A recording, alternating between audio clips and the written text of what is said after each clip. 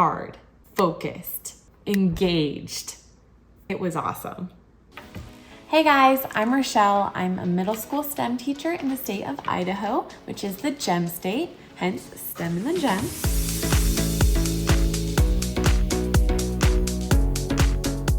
Today, I want to share with you guys 3 of my top favorite STEM team building challenges to do at the beginning of the year. We all know the beginning of the year can be a little awkward for the students, and let's be honest, a little awkward for us too. I absolutely love starting with STEM building activities because it really sets the tone for the rest of the year. That's my focus for the year, and I want the kids to understand that too. Along with that, it also teaches 2 very important things that I use throughout the entire year. The first one being collaboration. They need to know how to communicate, and it's really sad, but most of them don't. They don't understand the process of backing up their idea and inviting others to just kind of have an actual discussion about their idea. So I like to break it down step by step in the beginning of the year in hopes that they kind of carry that throughout the rest of the year. The second thing is the engineering design process. I use this consistently through pretty much every project that we do. So teaching them how to ask the question and then do the research. Imagine, plan, they create, get that prototype, and then they reevaluate and improve that prototype. I always tell my students, your first product is not your final product. I make sure they go back and improve it because we can all improve in something, and it's the same thing with their projects that they do. They can improve. So I like showing that kind of through these first STEM building activities that I do. So these 3 activities I want to talk about today are actually all tower building challenges, but they're all different enough that the students still like doing all 3 of them.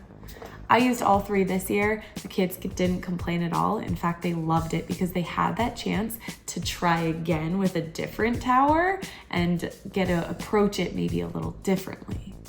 The first challenge is the spaghetti marshmallow tower building challenge. In this challenge, you give the students about 20 spaghetti noodles, a yard of tape, and a marshmallow. The goal is for them to build the tallest tower using just those materials. And they have to balance that marshmallow on the top of their tower. I'm sure you guys have heard this one a lot, and it's because it really does take them through that engineering design process. I always make them draw out their ideas before they even start collaborating with their team. Then I have them collaborate with their team, and then I have them actually build it. From there, I give them probably about 15 minutes to build and really push them that they communicate with each other and try each other's ideas and things like that. At the end of the 15 minutes, I make them let go of their tower because it has to be freestanding and then touch the edge of the wall on the outside of the class or on the inside of the classroom. From there, they can look back at their designs and really analyze what they did. So then I go around and measure them all. Sometimes people fall on the table, so they get like a 0. But here's the thing that I love about it. I have them stare at their designs for about a minute. Not a long time, but long enough to really see what they did. And then I give them 2 more minutes to quickly go back and improve their design. This is super important in the engineering design process. Their first prototype is not their final product, and I like them knowing that from the beginning of the year. So I give them the 2 minutes to go back, and there's always improvement. They find something to fix about it. And sometimes they actually use the mistake they did to make their product better. I had a team this year who built their tower up straight up, and when they had to let go, it fell over like this. When they went back and improved it, they kept it like this, but they put their marshmallow in the middle and started building up from there. It was cool to kind of see just how they took their mistake and turned it into something that made their final product better. So the spaghetti marshmallow tower building challenge is super fun. They need to come up with a better name for it. I need to come up with a better name for it. Ooh, the marshmallow skyscraper. Anyways, Marshmallow Skyscraper, definitely my go-to activity at the beginning of the year. Activity number 2 is the Index Tower Building Challenge. So yes, this is another tower building challenge, but like I said, they're all slightly different and it's different enough where the students actually still enjoy it. For the Index Tower Building Challenge, I like putting the students in groups with people that I haven't really seen them talk to very much. So I normally do this on like the 3rd or 4th day so that I kind of know the students and who they interact with. The reason why you want them with people that they don't really talk to is this one forces the students to communicate with each other to find things they have in common. The goal of this one, once again, is to build the tallest tower. However, this time it is with index cards. So when the students come in, I put them in their groups that I have already pre-made, and then I give them a stack of index cards. From there, I gave them 10 minutes to collaborate and start discussing things they have in common. I make sure to tell them that they can't say things like, we all are human, we all have eyeballs, or the things that it's kind of obvious.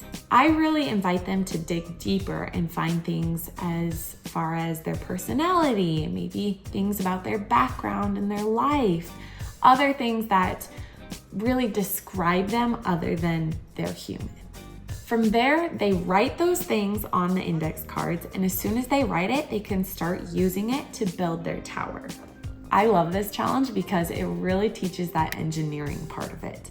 They have to build that tower up, but index cards don't hold very well, so I feel like they have to do it multiple times and try different strategies, which leads into the collaboration. They have to help each other think of those strategies, but not only that, they have to help each other by finding things they have in common, which sometimes is hard to do with people you don't talk to very often. It kind of forces them to stretch out and get out of their comfort zone and find that way to really build that community that I want in the classroom. In the end, they have their tower, they have things they found in common. It's a win-win situation. Okay, the third and final one for today is the Eiffel Tower Extravaganza. This one is super fun. I did it in my Future City class and it was so cool to see how focused in they got. As they come in, they get in their groups and you have posted on the board a picture of the Eiffel Tower, or you can honestly do any kind of building that you want. From there, you give them the challenge to replicate that tower or that building, whatever you chose. I gave them, I think it was 20 toothpicks and tape. So once they see their materials and see the Eiffel Tower on the building, they're already starting to think of ideas. Right away, you give them 2 minutes to collaborate with their team and remind them that's all they get. So, seems pretty easy, right? Building the Eiffel Tower with toothpicks and tape. However, there's a twist. They only get 2 minutes to collaborate. After that, they have to build in silence. It was incredible, you guys. I didn't know middle school students could be quiet for 8 minutes.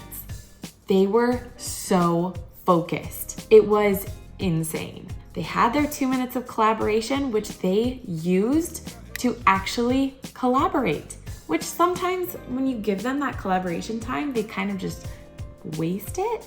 But since they knew it was only 2 minutes, they were actually sharing their ideas and discussing whether it was a good idea or if they disagreed. It was so cool.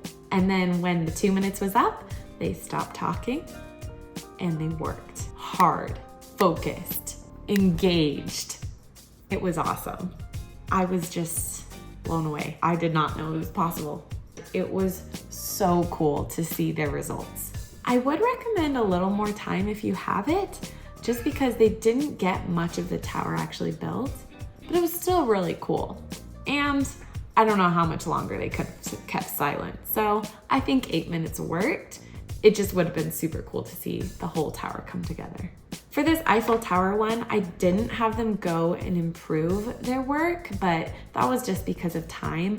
I think if I could, I would like to give them more collaboration time after so they can kind of talk about if they actually followed their original plan or not, and then maybe make a few tweaks and then try it again.